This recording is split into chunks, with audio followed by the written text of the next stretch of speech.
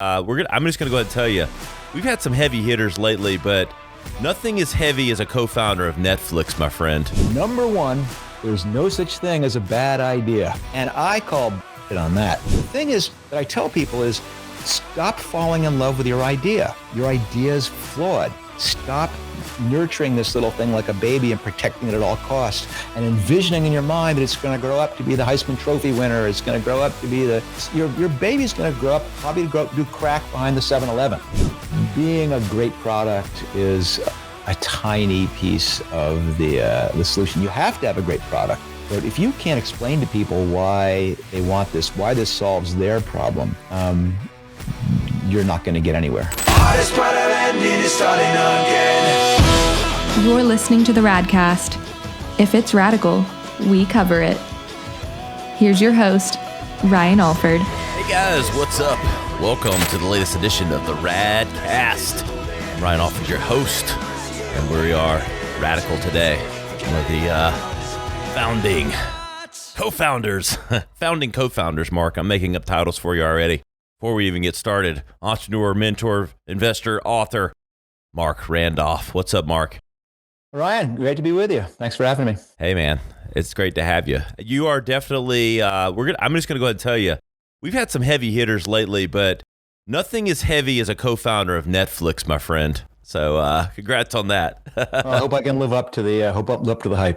Oh, you can. And we really appreciate your time and coming on. And Marc, let's get right to it. I know you've done these a lot. I know your story's out there, but let's set the table at least. I like to, at least start with intro, background, and of course, the gorilla in the room that is Netflix, of course, and everything you had involved there. But let's just start with your background, man.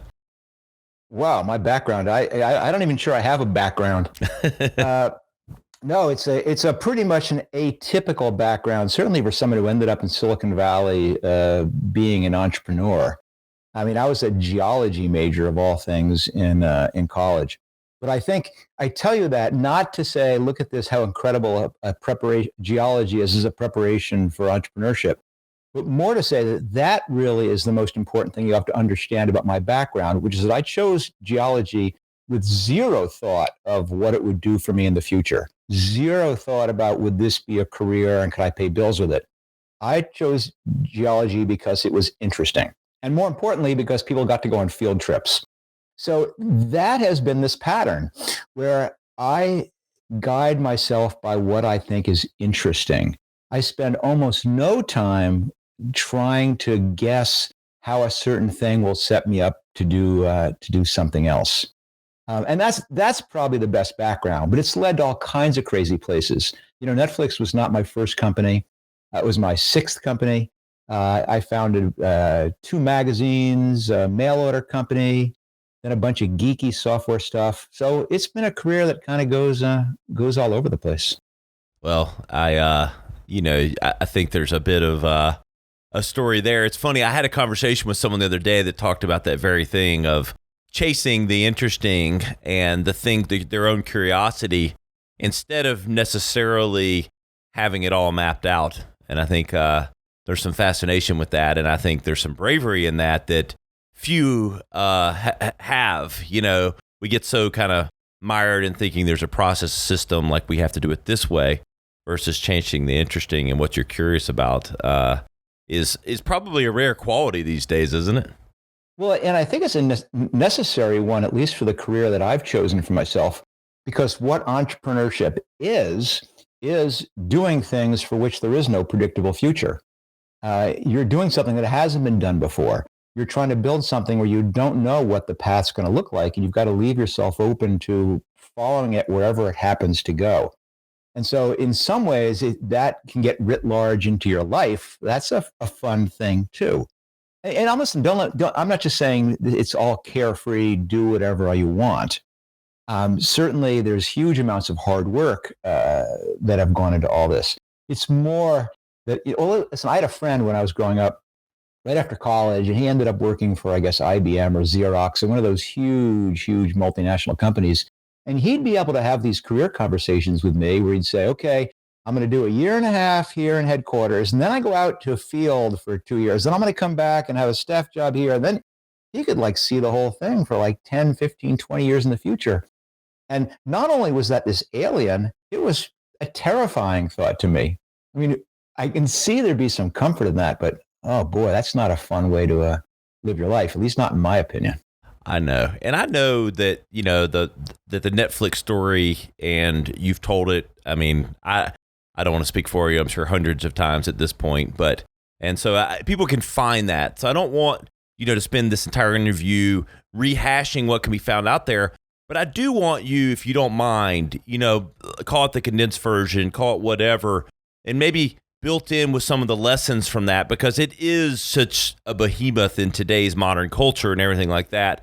That I do want us to pause there because it's had an impact on your life, no doubt, indelibly. So can we start there a little bit? Yeah, certainly. And you're right. There's a lot of lessons there. And probably the first one is that when people ask about where the idea for Netflix came from, where did Netflix come from? How did you start Netflix? What they're looking for is the epiphany story.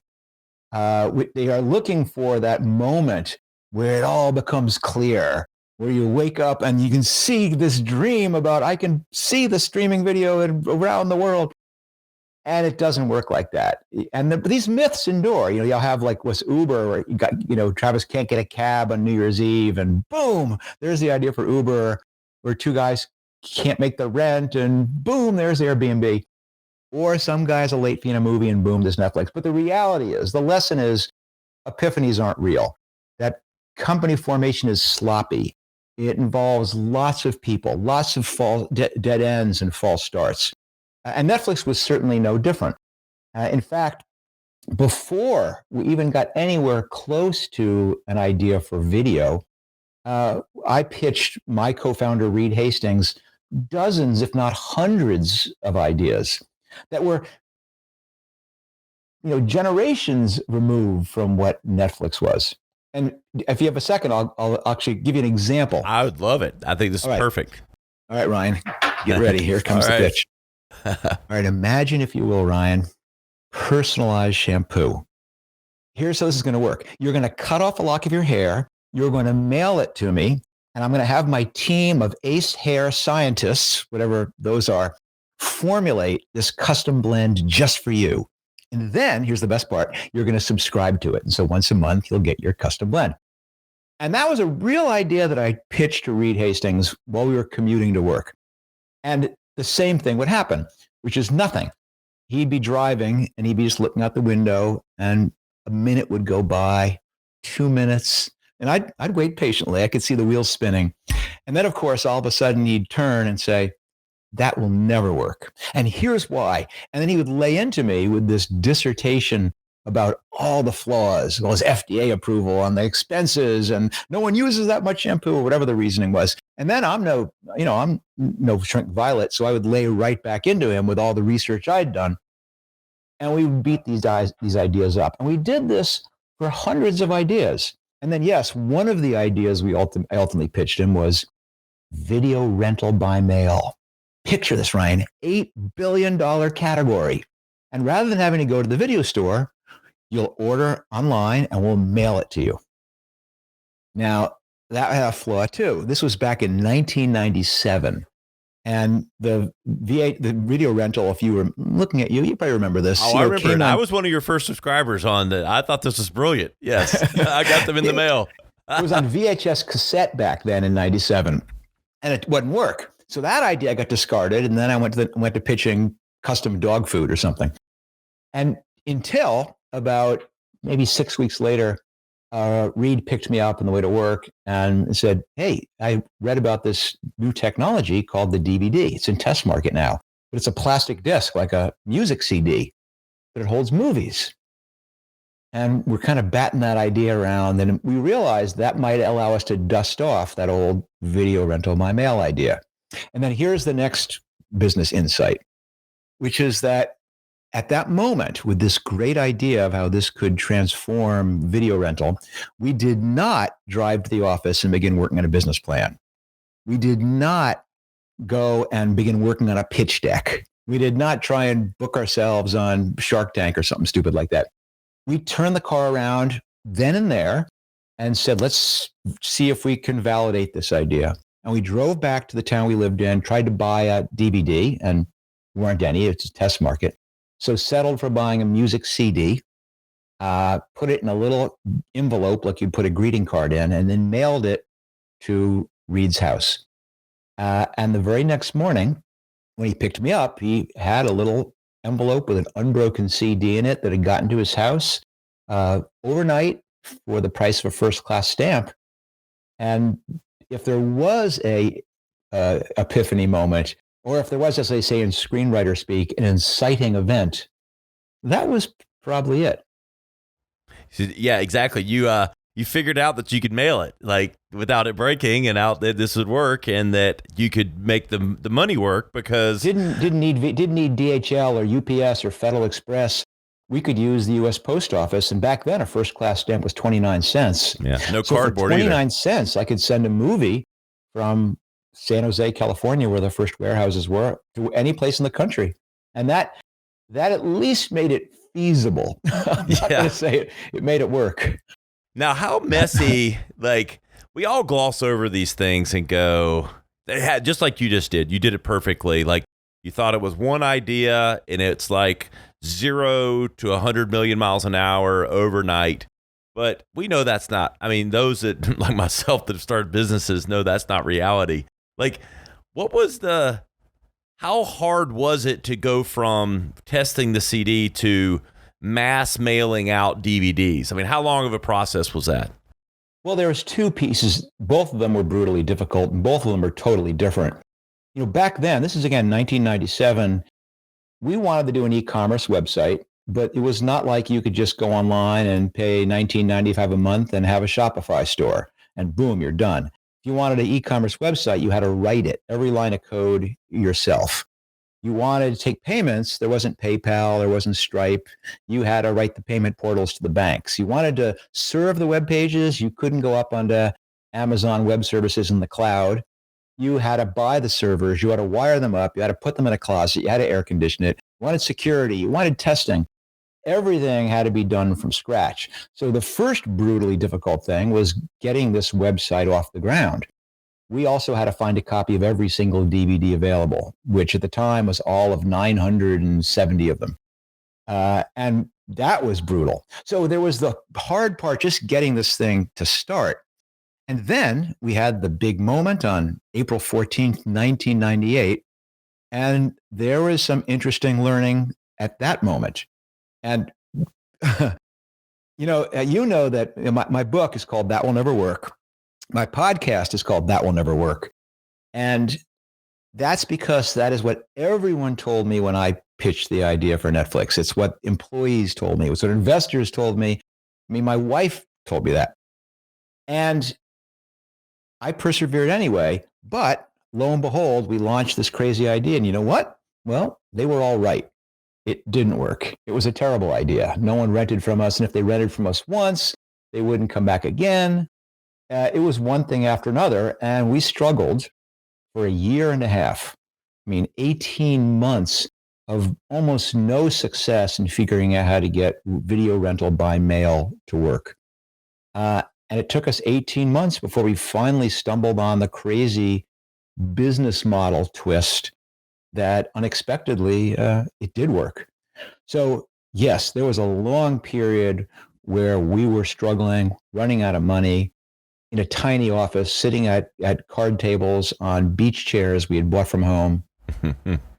It was a tough one. Now, that's the story that people don't hear in the entrepreneur world of what's not sexy. You know, it's all sexy now, like the beauty and the pageantry of entrepreneurship. But curiosity.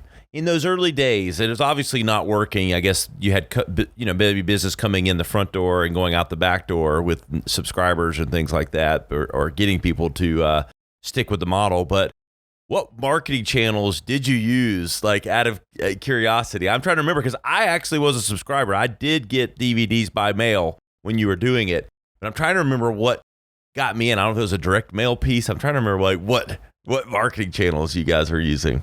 So the subscription business, the net, which really kind of defined Netflix, that was the innovation that we tried 18 months in. Okay. Prior to that, it was a la carte. Okay. And that was you the came difference. in, you rented, and you went away. And the way that we got you is we had to solve this problem that there was very, very few DVD players out there. And the DVD player manufacturers were having a brutal time selling DVD players because no one was stocking DVDs. So it was a chicken and egg thing. You couldn't sell DVD players because there was no DVDs. No one wanted to stock DVDs because there was no DVD players. And so we realized we could kind of perhaps fill this hole.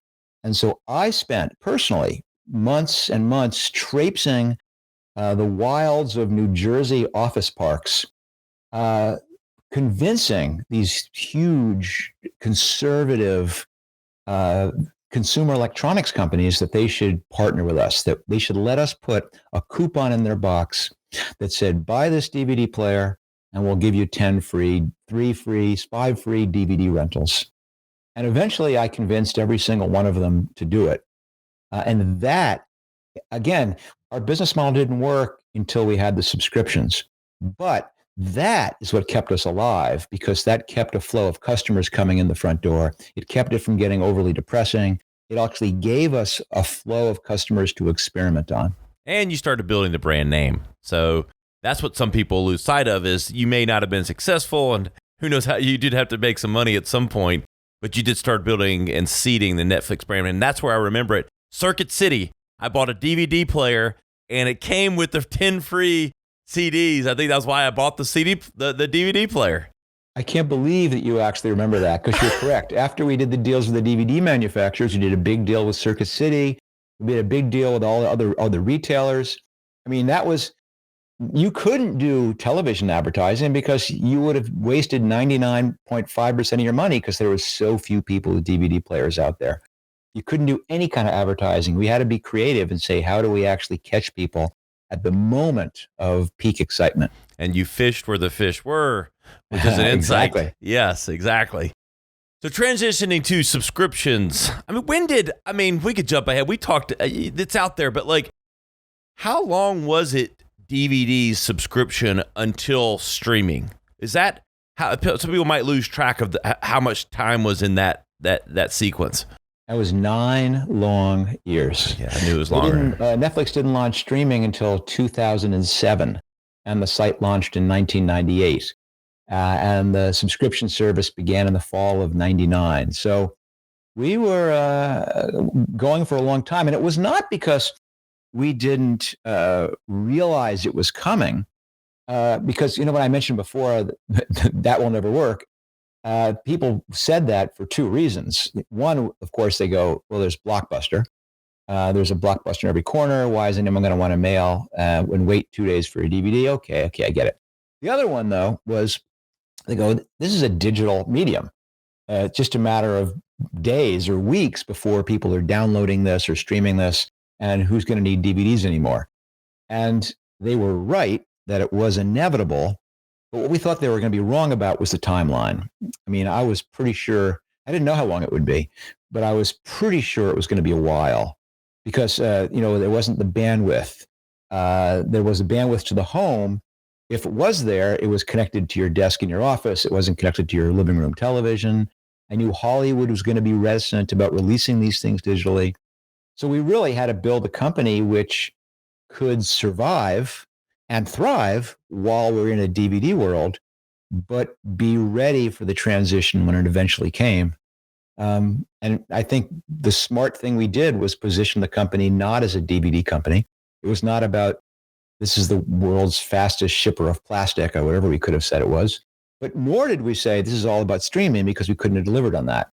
So, instead we positioned the company as the best place to find great stories, and said that's delivery agnostic. That'll work now. That'll work in 2007. That'll work in 2021. It'll work in 2050 when we're beaming them, telepathically into your fillings, or however you're getting movies in the future. Yeah, no. And then proliferation of these guys, smartphones, a whole nother channel. But do you ever, I have a really random question. Do you ever get hate mail from anyone at Blockbuster? Executive leadership from Blockbuster, like old school, like anything, any stuff like that ever go down? Any getting your DMs on Instagram, like, hey, I'm kidding a little bit, but no. In fact, it's in some ways it's almost the opposite. I mean, I don't know if you've seen every so often you'll see these news stories about or human interest stories about some American soldiers go back to Vietnam and they're sitting around with the people who are on the other side of the trenches from them, and they're kind of talking about reliving this shared experience. So I have had recently a bunch of conversations with Blockbuster execs. And it's very friendly and very fascinating, actually, to hear that story from their perspective. And actually to realize, in my opinion, how close they were to actually taking Netflix out. So there's no hate mail there. I mean, listen, I feel badly in some ways because, Blockbuster was huge. Blockbuster had 60,000 employees at one point. Now they're down to one store. And so I don't want to be happy or proud about having done that to a company. I do feel proud that we were able to not only withstand the Blockbuster's onslaught, but actually, be resilient and creative enough to actually overcome it. Well, they were perfectly positioned to do what you guys did. I mean, as far as capital, resource, and everything else.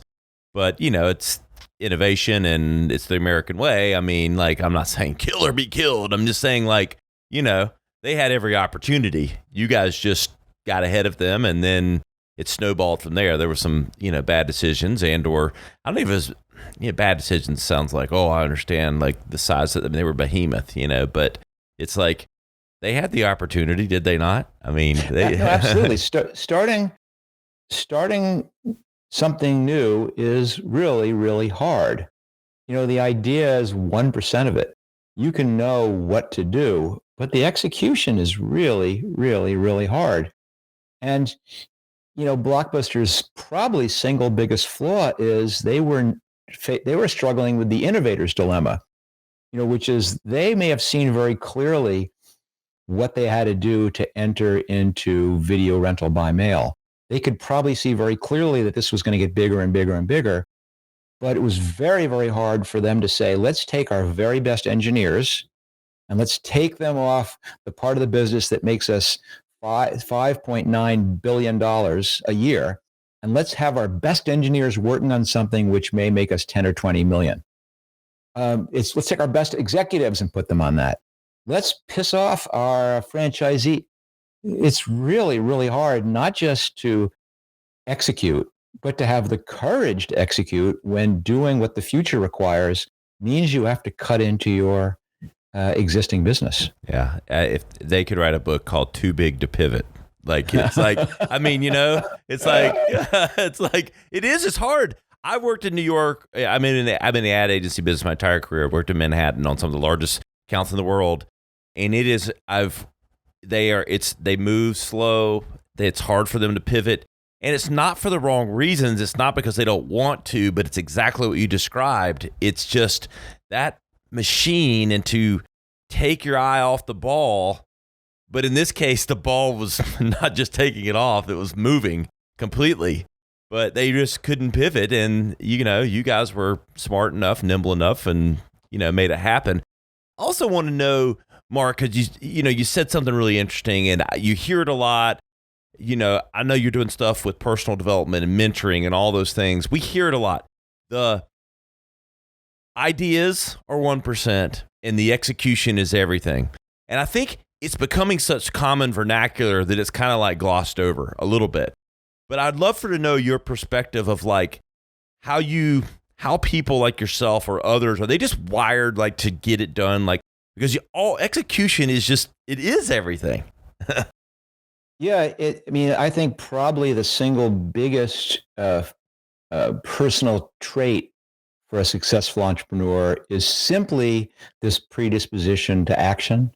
They do more and they think less. They immediately, when they have an idea, they're not all of a sudden spinning off into this fantasy land of, oh, how amazing this idea will be. Just imagine what will happen when. they immediately go, how can I figure out a way to quickly and cheaply and easily try something?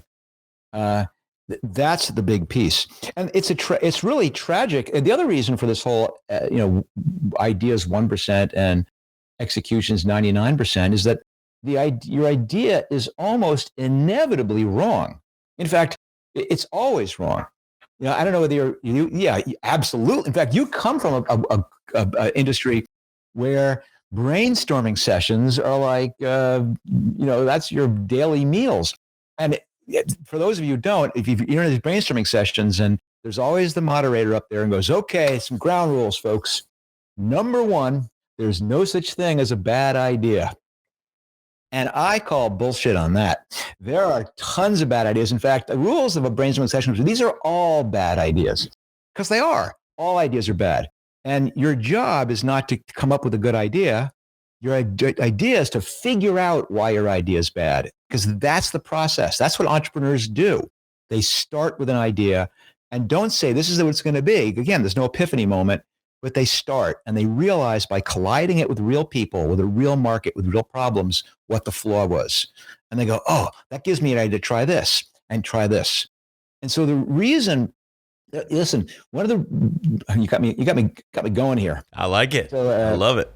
Yeah. So I've heard every single possible reason there is for people having an idea and then not wanting to start. And one of the most tragic ones that I hear is, I don't want to tell anyone my idea because I don't want someone to steal my idea. And the reason that is so tragic, besides the obvious, which is no one's going to steal your idea, but by the very act of you not being willing to make your idea public, you're protecting the 1%. And you're then not enabling yourself to do the 99%, which is figure out why your idea is a bad one. You're protecting something which is a bad idea. You've got to get out and figure it out. It's the execution. It's the doing. It's the doing. It's the doing. I love that notion that all ideas are bad, because all ideas are bad because of how hard it will be to execute them and how much you have to overcome to make them happen.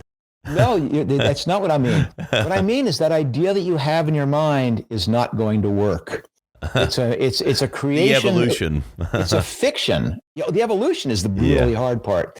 But when the idea we had was, oh, what a great idea. We will do video rental by mail. People will come in, they'll order DVDs, we will mail it to them, and then 7 days later, they'll have to mail them back with due dates and late fees. That was a terrible idea. It didn't work, but it's fine. By doing that, by experimenting, we little by little began to learn a lot about what were the problems people had. The thing is that I tell people is, stop falling in love with your idea. Your idea is flawed. Stop nurturing this little thing like a baby and protecting it at all costs and envisioning in your mind that it's going to grow up to be the Heisman Trophy winner. It's going to grow up to be your baby's going to grow up, probably do crack behind the 7-Eleven. So ignore it. What you want to fall in love with is the problem, because the problem will not abandon you. The problem will get more and more nuanced and richer as you understand it better. And you take that first idea and you use that to learn the problem, and then abandon that first idea when it doesn't work. And now you know a bit more about the problem, try something else, then try something else. And that process, that repetitive, that grueling, that ability to walk away from stuff 2 days after you were so excited, now you're disappointed. That's what entrepreneurship is. That's the process. And luckily for me, I love that. And for most entrepreneurs I know, love that. There's nothing better than sitting around the table with super smart people solving really hard problems, especially ones that no one has really tried to solve before. What's your perspective on marketing? Like, I'm fascinated by your take and your perspective. And, even though you say you're not maybe an idea guy, you are an idea guy. You just have figured out how to make it, the secret sauce of making it work. But what was your perspective of marketing as it related to the growth of Netflix? I love marketing. Yeah. I mean, that's where I came from. I mean, I spent a dozen years doing direct marketing. That was my first love.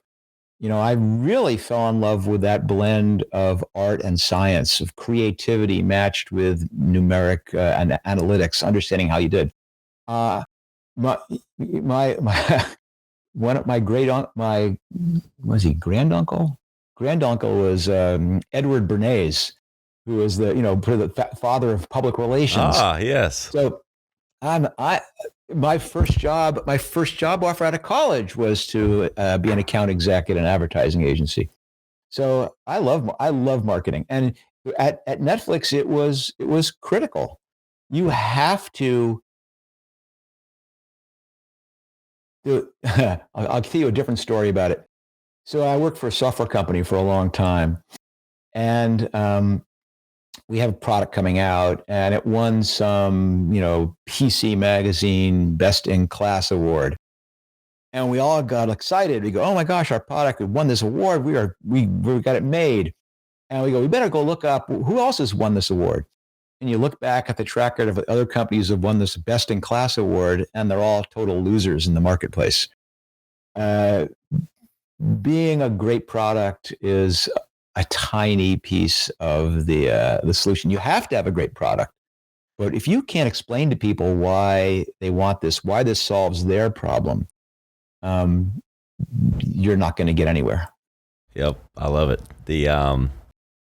As I'm one marketer to another, it sounds like, couldn't agree more. If I had my little ding on the my soundboard, I would have given one right there. Let's talk about, and we've mentioned it already, That Will Never Work, a little more in depth.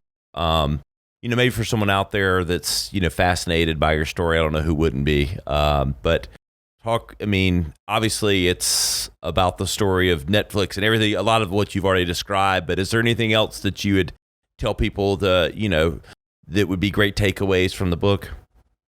Yeah, the book, the one thing is I wrote the book 16 years after I left Netflix. So there was a reason for that. It's because I really wanted this to be a record of what it was really like doing a startup.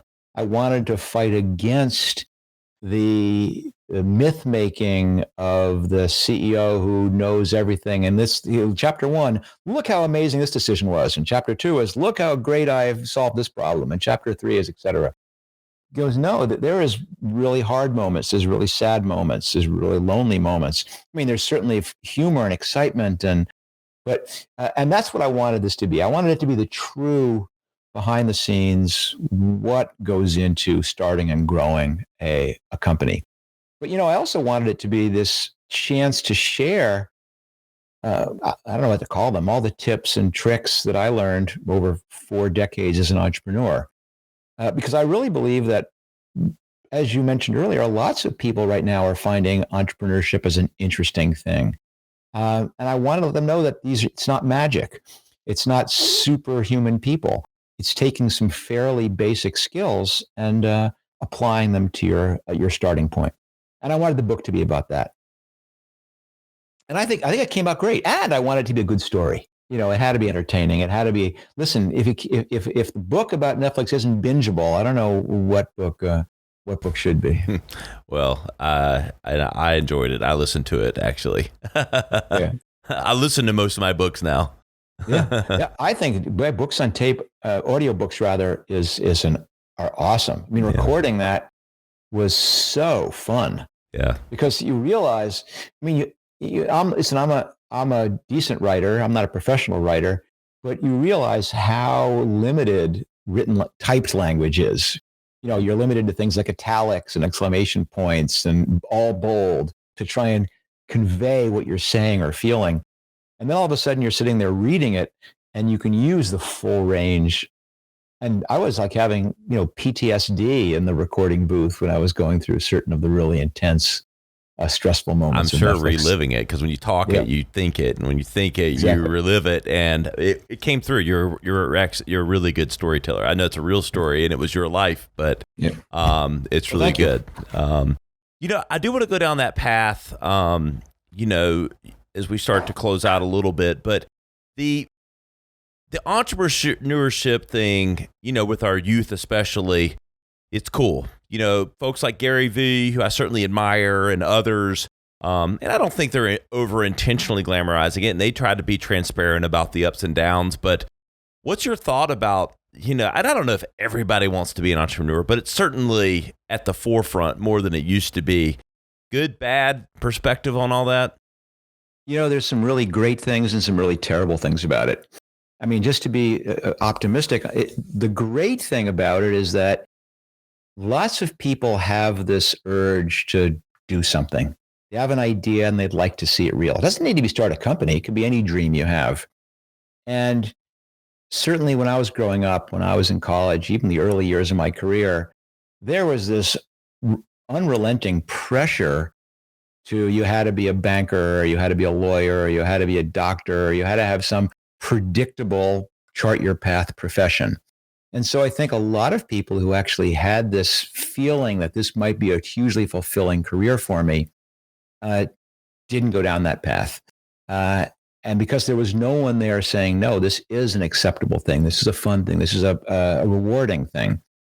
And so I think the fact that you now can take classes in entrepreneurship, now you can watch television shows and movies about entrepreneurship. I think that piece of it, in that it's normalized this is a career choice, has paved the way for thousands upon thousands of kids going to their parents and saying, hey, I'm moving to San Francisco to live to an apartment and eat ramen, and not have the parents freak out. So that's a good thing. The bad thing is that I think the media has pumped up the wrong aspects of entrepreneurship. They've pumped it up as this path to becoming wealthy or famous. They've pumped it up that it's all about pitching, that it's all about raising money, that it's all about the parties. And in reality, that's a tiny, tiny, tiny piece of what an entrepreneur actually does. And in terms of the wealth part, it's a tiny, tiny fraction of entrepreneurs for whom that actually happens to.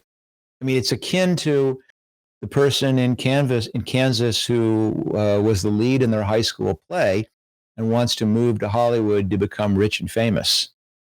Well, I hate to break it to you, but you're doing it for the wrong reasons. You're not going to be rich or famous. A very, very, very, very, very small fraction of actors and actresses become rich and famous.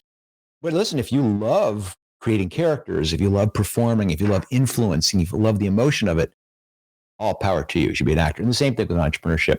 If you love the challenge of starting something, of figuring things out, of, as I said before, sitting around the table with super smart people solving really interesting problems, it is the best career in the world. So I love the fact that it's encouraging more people to take that step. I don't like the fact that it's having some people drawn to it for the wrong reasons because they're bound to be disappointed. But fundamentally, I've kind of made it my life's mission to try and let people know that if they do want to do this, here's how. Or if they do want to do this, here's where to start. I mean, there is that in the book. It's really the focus of the podcast. It's not me interviewing very successful, famous entrepreneurs. Other people do that way better than I do. My podcast is listening in as I'm actually mentoring other early stage entrepreneurs like the audience, who can hear someone struggling with the exact same thing they are. How do I raise money? How do I get along with the co-founder? How do I take this idea and start? And that's what I'm trying to do too. I'm maybe a little bit less hysterical way than Gary Vee, but we're motivated, I think, by the same thing. I think so as well. I have one final question, and you can answer this in any way that you want. And you talk about some of these things with the book and everything, but if you were computing the growth formula for a startup or companies to truly grow, is there and I know this could be a podcast on its own, so I'm sure, but is there 2, 3, 4 ingredients, call them, that are common in any kind of company's growth? I mean, are there things that are you absolutely have to have these 2 or 3 things that are that you see as you've watched either businesses you've grown or others you've been invested in or helped? Is there any commonalities in the ingredients? Yeah, there was a number of things. And I used to think it was simple. And then that's when I began doing the podcast and speaking to one person after another, realizing there's actually a lot of things that go into it. But listen, there's a couple of things that are critical. I mean, the first one is, as I said, you have to start. And that's what sinks most companies, that people have the idea. And I can't start because I need to raise money. No, you don't. I need a technical co-founder. No, you don't. I need to quit school or quit my day job. No, you don't. Can't tell anyone my idea, they'll steal it. Yes, you can. So number one is, if you don't start, you'll never get any place. And what separates all the people they read about, the famous entrepreneurs, is they're the ones who had the idea and did something about it. They didn't sit around thinking about it. But after that, there are some common denominators. I'll state two of them. One of the biggest ones is that people realize you can't do everything, that you have to focus. There's always this sense that I have to get everything right before I start. And in fact, even once you're running, I have to get everything right. And the answer is you don't. There's usually two things, maybe one, maybe three, that if you get them right, all the rest don't matter. And the best entrepreneurs, have this intuitive sense about what those important things are, but then have this ability to put the blinders on and focus on getting those done at the expense of everything else, even when the other things are screaming the loudest or burning the hottest. It's a really, really hard thing to do. And the last one is, you have to make sure that you are always willing to walk away from the present in order to get the future right, which goes back to what Blockbuster didn't do. It goes back to what so many companies can't do. And in a startup, you're constantly learning new things. There's this temptation to say, we can't do that. Just think of all the time, dollars, sweat we've invested in this idea. No, you've got to say, oh, well, sunk cost. We're going this direction now. I love it. Don't fall in love with the idea, fall in love with the problem. Exactly. That's a big one. I think it sums it up. Man, awesome, Marc. I really appreciate your time. Do you have like 1 minute? We do a little thing called rad or fad. I give you like 4 keywords and you tell me rad or fad. Do my best. All right. TikTok, rad or fad? God, a good one. Fad. All right. I like it. Don't think it's creating any meaningful value, and social media, people's tastes change pretty quickly. Online coaching.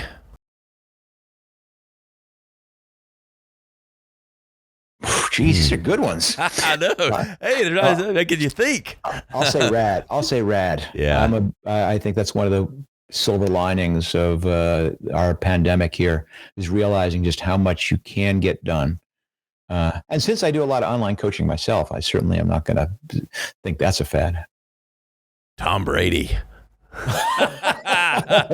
Rad or fad? That's a fad for sure. You're a New Yorker. Are you a Giants or Jets? Yeah. Oh, I was always a Jets. Okay. Jets. All right. Got a new quarterback in there. See how he does. The Matrix 4. Remember the Matrix movies? They got Matrix 4. And I know. I was just reading about that yesterday. That's rad. I think that's gonna have the legs. That's gonna have legs. I feel like we're moving more and more towards the metaverse. Anyway, it's like I think we're moving more towards the Matrix every day, right? It's becoming more and more real. My kids feel like it's real. You know, they're in Roblox all day. There's some stock you should buy. Blue pill. Yeah. Exactly. Marc, man, you've been awesome. Where can everybody keep up with you today? And obviously, I know the book's online, but tell everybody where we can find you, keep up with everything that you have going on. So, I do the podcast, which is available, That'll Never Work, available wherever you get podcasts. But if you don't have the attention span for 30 minutes of this, you'll find all the shorter form stuff, my writings, my social media stuff, all at marcrandolph.com. And which is Marc with a C, Randolph with a PH.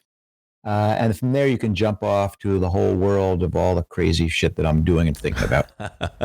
I love it, man. I really appreciate your time. You are very insightful. I love the book, and I'm going to keep following along to see everything that you're sharing. Thank you so much, Marc. Thanks, Ryan. Really appreciate you having me on. Good luck. Man. Thanks so much. Hey, guys, you know where to find us. We're at theradcast.com. Search Netflix. Search Marc Randolph. You can find all the highlight clips from this episode. Everything online. You know where to find me. I'm at Ryan Alford on TikTok. It's a Fad, and Instagram. You know where to get us. We'll see you next time on the Radcast.